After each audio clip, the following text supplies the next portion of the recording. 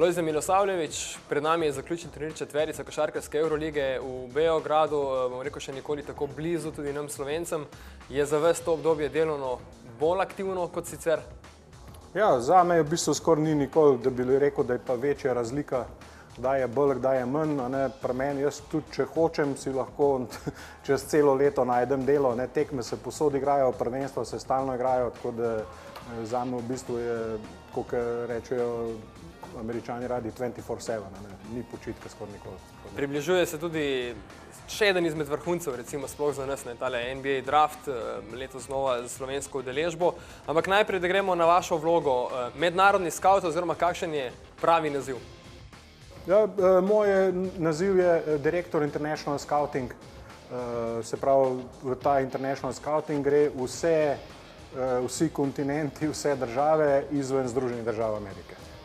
Kar nekaj časa ste zdaj že povezani z Združenimi državami Amerike, skoraj da 2 desetletji, Seattle Supersonic na začetku, tisto vaše predvidevam zelo zanimivo obdobje, mogoče tudi turbulentno, glede na to, da ste padli v tole zgodbo, da ste bili na začetku, potem Atlanta, na koncu še Portland.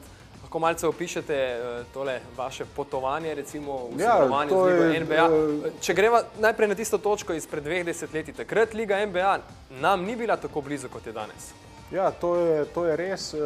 Jaz sem začel čisto slučajno, ne vem, pač več, se pravi, novinarji me že spraševali, kako sem prišel do tega, kako je to bilo. Jaz se pa vedno vrnem na neko svojo zgodbo nazaj, še kot trener, ko sem delal.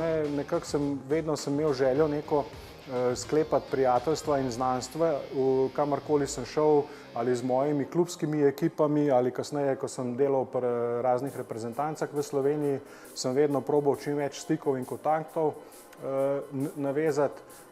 Potem je pa prišla ta naša generacija zlata, te fantje, ki so bili od Markota Miliča, Sanija Bečiroviča, Benota Udriha in tako naprej. In počasi so začeli prihajati proti Evropi. Najprej so se pojavljali malo kakšni menedžerji ameriški, ampak to so zelo poredko prihajali. In tako se je slučajno zgodilo, da sem jaz z enim od teh ameriških menedžerjev, ki so ga zanimala predvsem Sani Bečirovič pa Marko Milič, da je on nekako, ki je videl, da sem jaz v teh reprezentancah delujem, je z mano navezal stike in so ostala v kontaktih in sem mu pomagal, da je kontaktiral te fante. In potem se je pa njemu zgodilo, da je njega kontaktiral nekdo iz Toronto Raptorsov, pa je vprašal, a poznaš koga v Sloveniji, jaz bi šel pa pogledati Vladimirja Stepanijo. In tako se je pol vse začeli in Chris Koč, mu je bilo ime, danes on ni več v košarki, je dal pač moje kontakte temu skautu od Toronto Raptorsov. On je mene poklical in sem rekel, ja, ni problema, ti bom pomagal, prid in tako naprej. Jaz sem takrat deloval kot trener mladih pri Slovanu. Je on prišel, je ostal 2 dni, pogledal tekmo in je šel. In to, kar je bilo, midva sva bila takrat na eni večeri skupaj in to je to. Kar čez en teden mene kliče drug človek iz Amerike. Pravi, jaz sem pa iz Seattle Supersonic, so meni dal pa tvoj kontakt človek iz Toronto Raptorsov. Pravi, jaz bi pa tudi prišel pogledati Vladimirja, pa to pravi, mi lahko pomagaš, ni problem, če sem njemu tudi teba.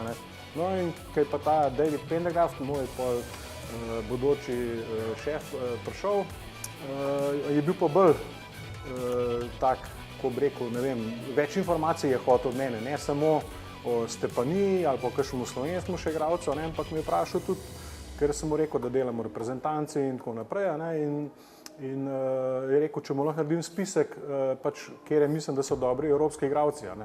In jaz celo noč pol tist pišem, gor dol, delam te spiske, da mu pol naslednji dan dam, in on tist pogleda, vzame in gre, in se zgodi, da me čez 14 dni spet pokliče, in prav ti, jaz sem pa malo preveril ta tvoj spisek, da si dal dobre igralce gor pa to, mene pa zanima Vladimir Radmanović, prav, a bi šel ti z mano v Beograd, takrat je bilo pa glih tisk, ki je NATO bombardiral Beograd pa tako naprej, ker se je glih tisk končvala, in je bilo malo strahu pri njemu pa tako naprej, sem rekel, ni problema, prid do Ljubljane, pa bo šla z vlakom skupaj, ker takrat ni bilo še letov proti Beogradu, neki so bili zračni prostor še zaprt, pa tako naprej. No in pa so šla midva z vlakom v Beograd in sva pač tam skautirala Radmanoviča in tako se je ta cela moja zgodba začela. Spomnite, koga ste še zapisali na tisti spisek takrat od zanimivih košarkarjev, ki so jih mogoče iz prve spregledali,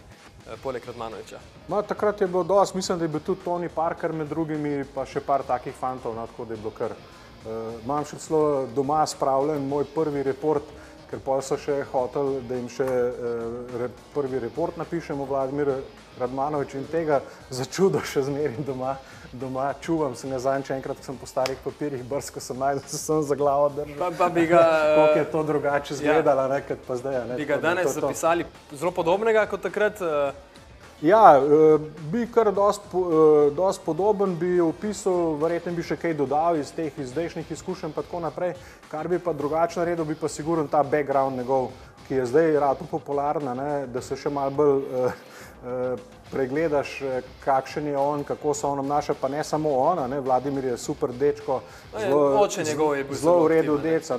Ja, oče je bil pač kot oče, tak kot jih je velika, je imel pač posebne poglede in tako naprej in vsej veliko staršev, kjer starš pa ne bi za svojega otroka probal vse narediti, tako da nam je tudi on včasih kakšne probleme delal, tako da bi mogoče malo drugače tle stvar zapeljal, ampak Vladimir je bil fenomenalen igralec in tudi pokazal se je, po mojem mnenju bi lahko mogoče celo še kaj več dosegel. Ja, 12 let NBA karijere, to je, mislim, krasno obdobje.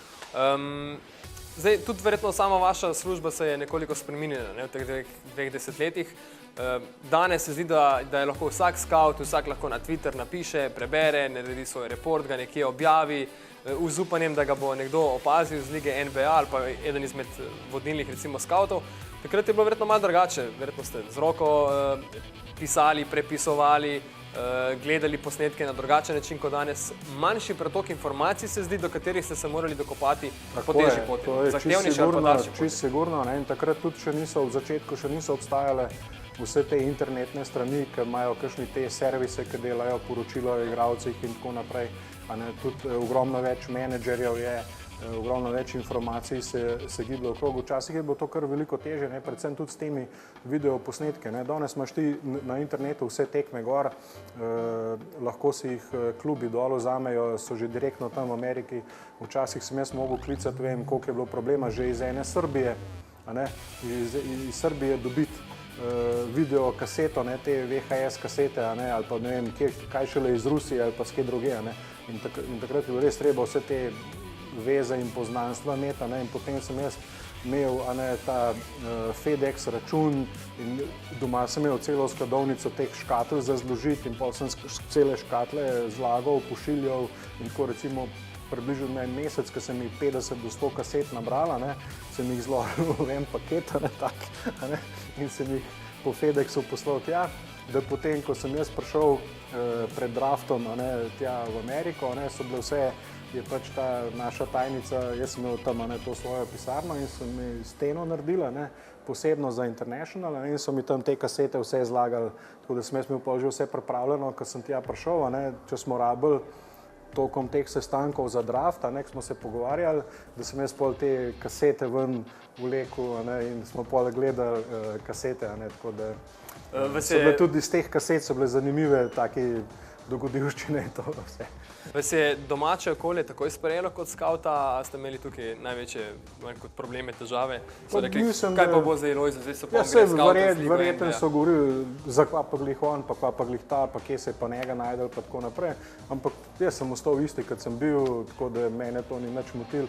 Probam se čim bolj držati za sebe in delati svoj posel čim boljše. In gotovo ne bi obstal 20 let, če ne bi bili tam z mano zadovoljni.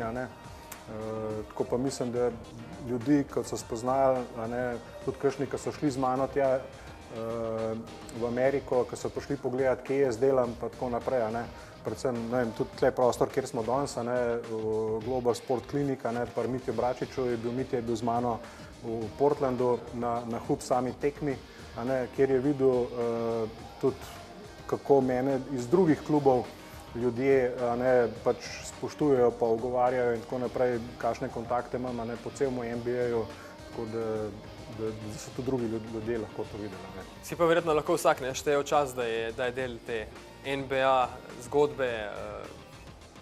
Sigurno, ne, in še vedno velja to, ne, da je tja noter je zelo težko prideti, res moraš imeti tudi srečo, tako kot sem jo jaz imel, da prideš noter. Zdaj je še težje prideti, ker, kot smo prej rekla, je še več konkurence, še več ljudi hoče to delati. Vsak misli, da lahko dela. In meni so že velikokrat pokazali moji šefi, ko prihajajo v klub maili, pa pošte, pa tako naprej, ko se ljudje ponujajo tudi na tak način, da bi zastonj delali na začetku, da se dokažejo in pokažejo in tako naprej. Se ravno to je v bistvu bil moj sklop naslednji vprašanj ali pa enega izmed vprašanj.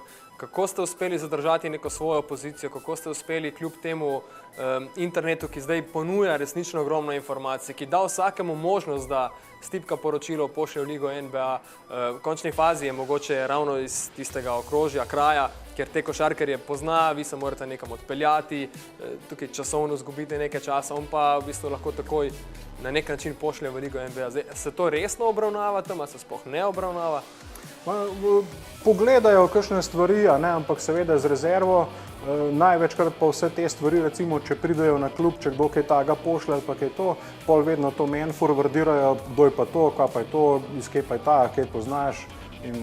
Ker zdaj so taki, bom rekel, drugačni primeri, no? Tudi iz Twitterja so fantje že postali skauti ali pa del te skautske mreže določenih ekip iz lige NBA, se pravi fantje, ki so stari 25 let ali pa še manj tukaj iz Evrope, no? Tako so se uspeli nekako prebiti, da so v bližini. Se pravim, to je spet čisto odvisno od vsakega kluba, od vsakega posameznega tega general managerja, kako tega določenega človeka on vidi, da vidi, na kakšen način lahko on njim pomaga, tako da to sploh ni noben problem. Kar se pa mene tiče, jaz sem se nekako vse probam držati, da grem tudi sam s tehnologijo naprej, ker če bi jaz ostal 20 let nazaj, potem mene verjetno danes ne bi več bilo.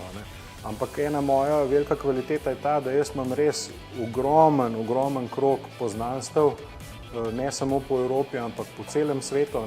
In še vedno, sploh pa zdaj danes, ker rabiš te, kot sva rekla, te background, Intel reports, da jih daješ noter v določenih igralcih, da izveš o njih čim več stvari. Šele tukaj pol pride do spet razlike med mano pa med kakšnimi ostalimi skauti. Recimo, ki je en ta mlad skaut, kot si prej omenil, 20-25 let ali pa en, ki je 18 let star, ta Turk, ta fant, on ne more kar poklicati zdaj tam enega direktorja enega kluba tam iz Francije ali pa skjer druge, pa da bo on zdaj kar z njemu govoril ali pa enega trenerja, da bo on zdaj njemu vse povedal o temu igralcu. Ja, ni opcije. Ni tega. Zdaj je obdobje, ko prihaja NBA draft, se to na veliko računa, gleda.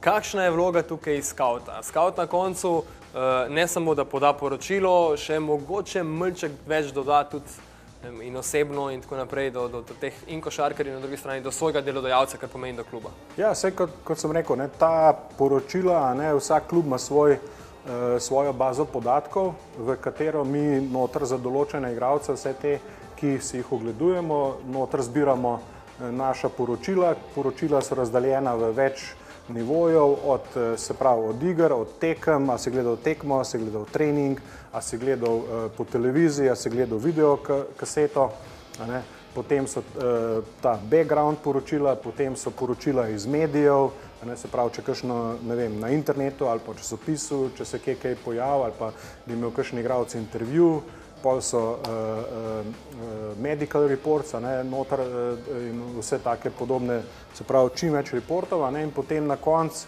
se pravi, ko se ta draft približuje, ko se mi o določenih igralcih pogovarjamo, pridejo pa ta poročila do izraza, da mi lahko to vse skupaj potegnemo v neko celoto, in si potem res tega igralca čisto podrobno ogledamo, sprobamo v njemu čim več podatkov in tako naprej.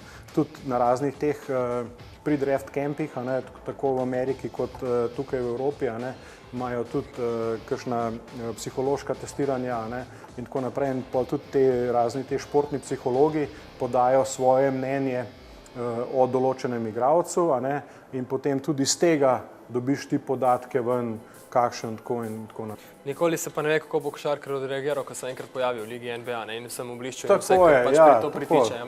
tako. Vedno nekaj za en riziko za sabo vleče, tudi zaradi tega so tudi ta background poškodb, recimo, ker mogoče bi kakšen igralec bil poškodovan, pa ne veš o tem. In tudi recimo se je dogajalo, da je tudi iz koledža kdo prišel v NBA, pa je kakšno poškodbo skrival, pa klub ni vedel, pa tako naprej. Tako da nikoli ne veš. Zaradi tega so pa tudi ta pregledi zdravniški, ki jih imajo pred draftom, pa tako naprej, pa ki hodijo igralci na te probe, eni pravijo, ja, brez veze pride tja za 1 uro trenirati, ampak to ni res, ker zraven tega, da on tisti trening tam naredi, to je samo informativno malo tam, da se pokaže, malo skače par vaj naredi, malo pošutira in tako naprej.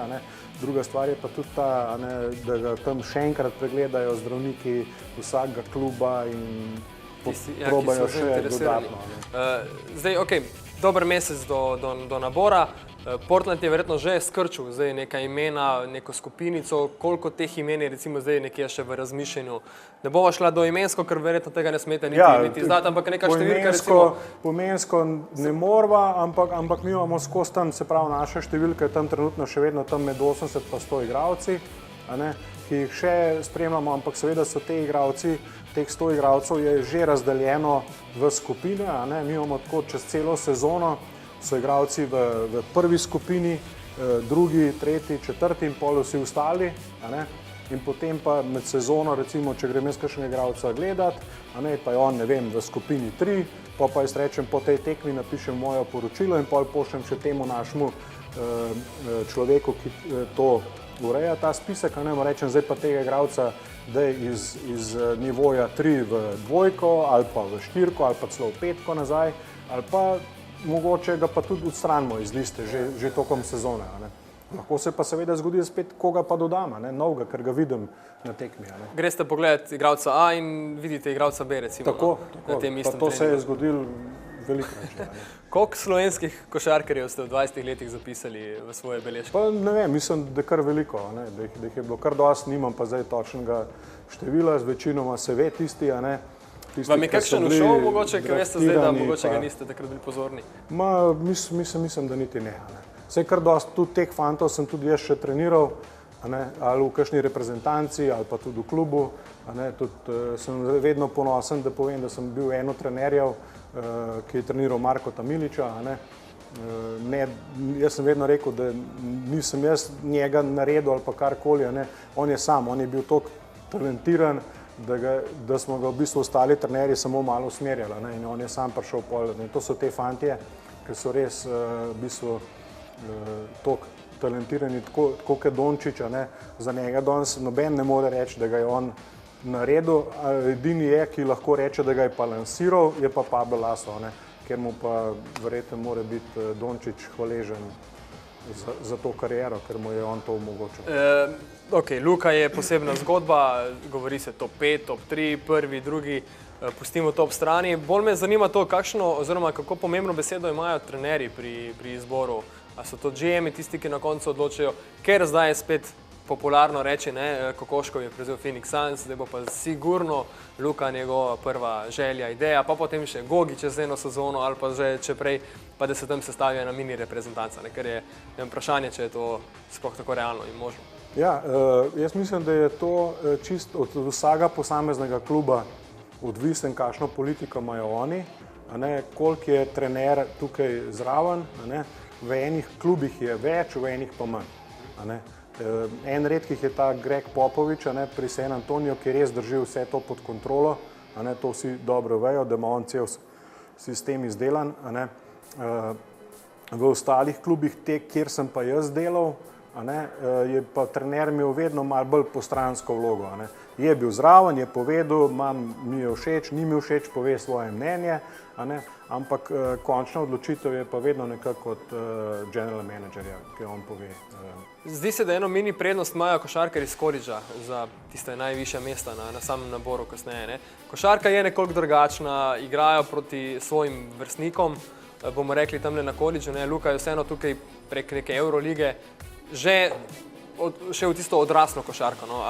Podcenjujejo še vedno mogoče te vse uspehe? Kakšni sigurno še to podcenjujejo, ampak jaz mislim, da zdaj je to zelo drugače, se je veliko spremenilo, ker tudi sami te zaposleni v NBA klubih od teh general managerjev, od njihovih asistentov, prej so samo skauti prihajali ali pa kakšni, ne vem, directors, players, personal pa tako naprej, zdaj pa tudi so zadnja leta tudi že GM-i prihajajo, pa tukaj ostanejo po kakšen teden, 10 dni, pa si te najboljše igralce ogledajo. Tako da se je spremenil ta odnos do evropskih igralcev in so tudi oni veliko bolj pregledani in tako naprej. In če gledamo res na to kvaliteto, nažalost nikoli ne bomo vedeli, kakšne številke bi Luka na koledžu ven dal, ampak sigurno bi bile fantastične. Zaradi tega pa je tle visoko in jaz res ne bom presenečen, tudi če bo on številka 1, si je to čisto zaslužil. Je pa to odvisno od tega kluba, ki bo pač izbiral kot prvi, pa kaj bojo oni hoteli imeti. Kakšna bo vaša vloga recimo v tistih 24 urah pred draftom, takrat ste še v tisti ožji skupini, ki še nekaj odloča, ker vemo, nekdo ti lahko sune igralca, sname igralca iz Trneka, še preden ga ti ujameš, če imaš pik malce kasneje. Ja, to je pa zdaj pač vsak klub ima malo drugačen sistem, ampak približen je vse nekje približen isto, rangiramo igralce. Zanimivo je, dogaja se že recimo kakšen teden ali pa celo še kaj več, pred draftom, pač vsi skauti, asistent, GM, in vsi, tudi trenerji, kakšni kličejo druge klube, svoje prijatelje v drugem klubu, jaz kličem kakšnega international skauta v drugem klubu, recimo, ne vem, Dukana v Chicago Bullsih ali pa Marina Sedlačka v Filadelfijo, pa tako naprej, pa Danka Cvetičanin in tako naprej, imamo tudi mi, international skauti, imamo svoje kontakte in se kličemo in pa se malo rečejo, da zbiramo rumors, se pravi te govorice, kjer ga pa slišal, da bojo Unijo vzeli, kjer ga boste pa vi, kjer ga imate pa vi radi, ker ti noben ne bo, zmer ti bo kaj drugega zapakiral, ampak a si kaj slišal, kjer ga bojo pa Unija, a si kaj slišal, kaj pa to, in potem se na sestankih dobivamo, popoldanskih, imajo te rumors, skupaj zbiramo in pol delamo neke liste, pač tam mi pa rekel, da bo ta bil 1, 2, 3, 4, 5, pa do toka, in pol to skupaj namečemo in pol se naredi na koncu neka lista teh predvidevanj, kje bo kdo pristal. In mi recimo, ne vem, če zbiramo 24, 25, se pravi, mi zberemo, pač naredimo tak spisek, prioritetni po skupinah spet, do tistega našega, se pravi, pika, ko ga imamo, se pravi, kakšen je igralec še v rezervi, da se ve, ampak mi približno vemo, kjeri bojo na koncu prišli tisti 3, 4, mogoče maks, igralci, ki se bojo tle vrteli okrog našega pika. In mi jih znotraj te, recimo, to je pol zanimivo, se pravi, to skupino teh 3, 4 igralcev, jih tudi mi rangiramo. Če bojo te 3 tam, bo ta enka, ta bo dvojka, ta bo 3, ta bo 4. In zdaj se pa zgodi, da bojo tega, ki nam je najbolj všeč od teh, nekdo že vzame, je tisti, ki je bil drugi, je naša prva naslednja opcija in tako naprej. Nekega odločevanja v zadnjem trenutku je zelo malo, verjetno. V zadnjem trenutku nekih odločitev je... Tudi lahko, to bom še razložil. Potem se pa zgodi, recimo, da pa kakšen, mogoče, ki je bil pa v eno skupino pred temi, da ga pa mogoče kdo, da jim pač ni bil všeč zaradi takih stvari in on pač slajdne dol, pride v to našo skupino, se pravi, ta avtomatsko iz te skupine postane prvi v naši skupini. In te stvari. Koliko so te informacije o tem, katerega igralca pa se zbrali na draftu, strogo varovane? Bom rekel drugače, koliko nohtov bi vam mogli populiti, da bi izdavili, kateri je košarkar, ki bi ga rad vzel? To je praktično nemogoče to povedati. Je bilo tudi že celo, ker imajo te razne teze, smo prej se pogovarjali o teh Twitterih pa Instagramih pa to, predvsem ta Twitter, ker imaš zdaj že par v Ameriki, par teh ful znanih Twitterašov, ki imajo ogromno vez v NBA klubih znotraj teh štabov in potem jim te ljudje pošiljajo informacije in oni recimo že kakšne pol minute ali pa minuto prej, preden objavijo, ne vem, ta klub bo vzel pa tega, ne, predno pride tak komisar ven, predno pride on ven, ki pove, zdaj pa ta klub je izbral pa tega, on že na Twitterju objavi, zdaj bojo pa tega vzela. In lanskrat je bilo ful, da je ta Mark Cuban od Dallas Mavericks vsem za telefone pobral in zabičal, če bo prišla informacija ven, kjer ga bojo oni vzeli, da bo vse odpustil. Da tudi toliko daleč zdaj že gre, test. Sam draft je verjetno ena posebna zgodba, no? Zdaj smo jo že malce razložila, tudi iz drugih vidikov, tudi medijsko se to ogromno spremlja, vse te rumors, govorice, predvidevanja, to se zdaj resnično ogromno dogaja. Mi zdaj to čutimo zaradi tega, ker je Luka res na vrhu, ampak Američani iz tega naredijo ne samo šov, tudi en projekt, eno zgodbo, ki jo vsi spremljajo. Ja, to je normalno, to je v bistvu celo leto, klubi, zdaj se skozi več govori o tem, več kot pa prejšnja leta, ker je toliko več medijev postalih s tem, kar so rekli, s temi Twitterji, Instagrami, z vsemi temi stvarmi. In se pred draftom se to normalno stopnjuje. Predvsem pa v Ameriki, ker so mediji še toliko stopenj pred vsemi, je še toliko več teh stvari. Vse skupaj se že začne že s temu pre-draft campom v Chicagu, kjer je vsako leto. In letos bo tudi prvi, zdaj ko Adidas nima več evropskega campa, bo zdaj prvič NBA organiziral ta pre-draft camp za international igralce v Evropi, ki bo spet v Trevisu, kjer so idealni pogoji za to, ampak bo pod drugačnimi pogoji se vse skupaj dogajalo, bo zelo podobno temu pre-draft campu v Chicagu. Lojze, nobene še nisva rekla pravzaprav v Euroligi, to je na koncu ostalo za konec, ampak veliko bova še tudi o tem vse skupaj rekla. Final Four Eurolige, 4, zdi se mi, krasne ekipe v letošnji sezoni, res nobenega, ki bi prišel čez stranska vrata, kot pravimo, 2 izjemna para že v polfinalu, kako celotno zgodbo, kako ste kaj spremljali, koliko ste spremljali v končni fazi Euroligo?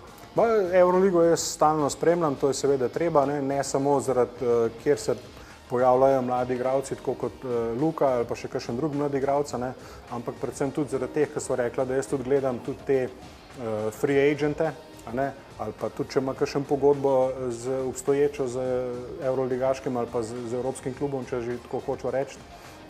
Se pravi, tudi ena od mojih velikih nalog je spremljanje teh pro igralcev, tudi kakšni, ki so bili že draftirani ali pa kakšni, ki so igrali v NBA-ju, pa so se vrnili v Evropo, pa igrajo tukaj, se pravi, moram jaz tudi do njih podajati svoja mnenja in poročila in reči, ta je pa zanimiv za nas, ta bi pa lahko prav prišel nam, ne vem, na tej poziciji je ta pa ta, ki bi lahko bil, in pol jaz tudi izdelam si neko prioritetno listo teh profesionalnih igralcev, ki bi lahko pri nas bili na Summer Ligi ali pa saj na kakšnem minicampu pred Summer Ligo in tako naprej, ali pa kakšen, ki bi rekel, zdaj pa taj pa ga lahko pa že kar, on je že toliko afirmiran v Evropi, da ne bo prišel igrati Summer Lige, ker mu ni treba, ker je dokazan v Evropi, njega pa jaz priporočam pač za pogodbo, če bi se to zgodilo.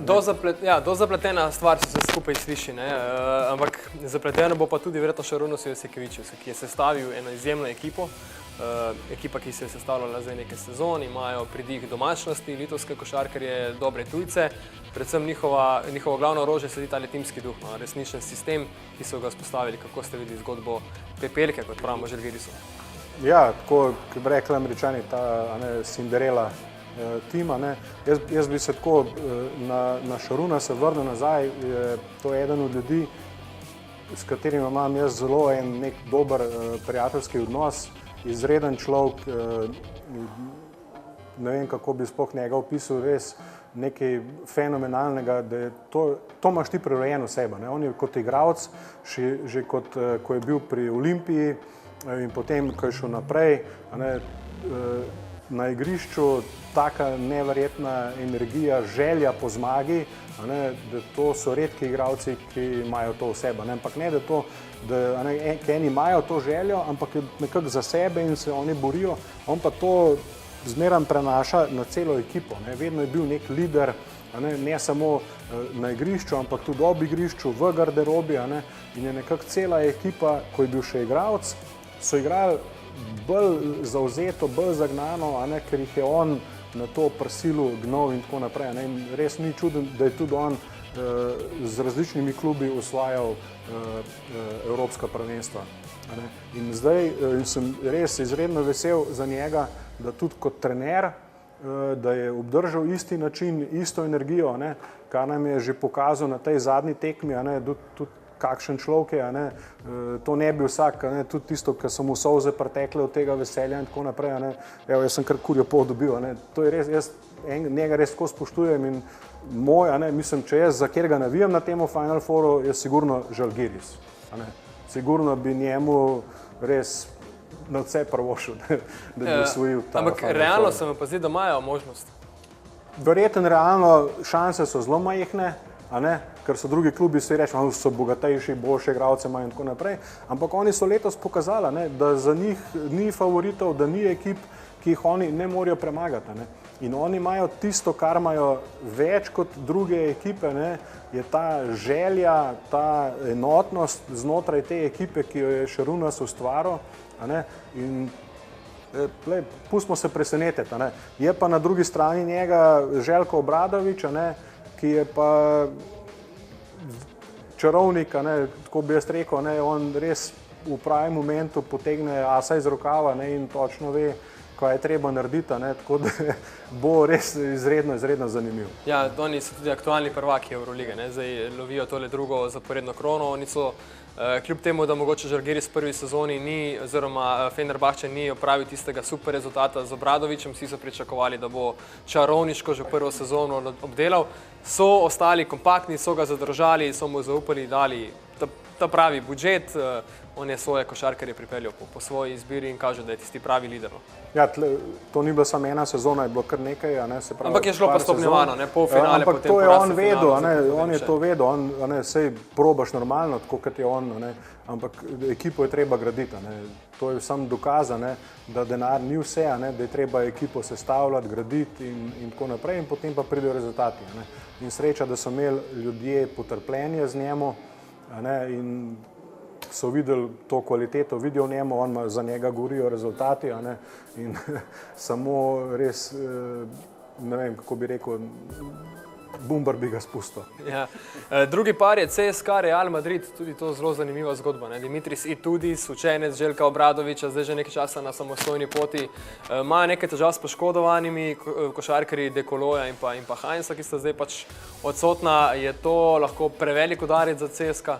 Ja, to se je zdaj že kar videlo, že na teh četrtfinalnih tekmah, ki so imeli, da so bili kar malo hendikepirani glede tega, ampak jaz mislim, da to je taka ekipa, tudi veliko število igralcev imajo, da oni se bojo sestavili skupaj, tudi izkušeni so, vsi so že igrali te Final Foure in tako naprej, tako da bo kar zanimivo. Kar se tiče Real Madrida, se je pa čez celo sezono imel ta neka nihanja in tako naprej, ampak zgleda, da proti koncu, zdaj v teh kvalifikacijah, so se pa spet nekako skupaj prišli, Ljul jim je dodal še to dodatno kvaliteto noter, tudi on ima ta nek žar, pa to neko željo, pa borbenost, tudi pol glede, že zaradi tega, zdaj se je tudi Rudi Fernandez malo prebudil te zadnjih par tekem, tako da bo res zanimivo. Se zdi eden izmed tistih Final Fourov, ki je zelo težko napovedati, končnega zmagovalca, ker res ni ekip, ki bi nekako se prišunili, kot pravimo. Ja, težko je, se pravim, karkoli rečeš, kdorkoli bo, nekako imajo vsi neko možnost, tako se pravi, da bo odvisen od dneva, pa od trenutne dnevne forme, kako bojo vsi bili pripravljeni in tako naprej razpoloženi, kako bojo odigrali, ampak jaz mislim, da se bo res en zelo zanimiv Final Four odigral. Glede na to, da je v Beogradu in da je to pač v mestu nekdanje skupne države, je to za vas še bolj obremenjujoče, imate še več dela, boste še dlje tam ostali, kot sicer, kot je bilo recimo v Madridu, v Milanu, v Berlinu? Sigurno bo še kaj, verjetno še kakšna obremenitev več, zato ker me bojo te moji kolegi, skauti iz drugih klubov in tako naprej, pa prijateljev bo ogromno tam, pa da gremo tja, to, tako da bo kar zanimiv. Nisem vprašal še kakšno presenečenje kot takšno same Eurolige, bodi si igralsko, bodi si kot klub, tudi negativno lahko, ne samo pozitivno. Kaj se vam zdi? Če vas je kaj presenetilo v letošnji sezoni v sami Euroligi, kakšen klub s slabim dosežkom, Efes je znova spodaj tam čisto na repu? Ne vem, Efes ima pač nekako že leta in leta neke slabe odločitve mogoče, ali pa mogoče nimajo sreče, ne vem, res mogoče mi so tega kluba že parkrat bilo žal, ker res te lastniki vlagajo ogromna sredstva v to, in da nekako nimajo neke tudi srečne roke pri temu. Tudi z Dudo Ivkovićem so probali z ostalimi trenerji, pripeljali ogromno dobrih igralcev, ampak nikoli se jim pa ni ta kemija posrečala, kot se recimo letos Žalgirisov. Po zaslugi tudi vaših scout reportov, ki pošiljate v Ligo NBA, ostaja potem Evropa brez številnih odličnih košarkarjev, ki bi tukaj mogoče lahko ustvarili malce bolj vidno kariero. Se zdi, da tudi ti najmočnejši klubi imajo finance, ampak da ne morejo zdaj dobiti tistih pravih košarkarjev, ki grejo raje seveda v Ligo NBA, tudi za kakšno nižjo minutažo, ne nazadnje. Ja, to je, kako bi rekel, hočem reči, ni vprašanje finance za kakšnega košarkarja, ampak je bolj vprašanje, kaj Euroliga ali pa Evropa lahko ponudi, glede na to, kaj ponuja potem Liga NBA. Ja, tudi tisti, recimo, kakšni igralci, tako smo rekel prej, so kakšni veterani tle, Jaz sem imel tudi igralce, ki so igrali v NBA-ju, evropski, pa so se vrnili sem, ko so mi rekli, da bi šli nazaj igrati, pa so imeli tle, recimo v Turčiji, veliko večjo pogodbo obljubljeno, rekel, jaz grem nazaj tja, tudi za minimum, če je treba, ker je pač življenje drugačno, tudi tretman igralcev imajo že bolj razvita in tako naprej. Ampak jaz mislim, da se kar te evropski večji klubi se že kar prihajajo na ta nivo, ne samo te veliki, ki imajo tudi velika nogometna moštva za sabo, ampak tudi ostale ekipe prihajajo na ta nivo. Bojo mogli kakšni še, preveč, ogromno se trudijo, zdaj utrudijo igralci, ko potujejo z navadnimi letalskimi prevozi, to je sigurno najbolj utrudljivo. In tisti klubi, ki imajo svoje avione, so že v določeni prednosti. Ker eden izmed takšnih je Beno, mislim, Beno Udrih je vseeno raje ostajal v Ligi NBA kot verjetno bi našel mesto med temi 16 klubi v Euroligi v preteklih sezonah.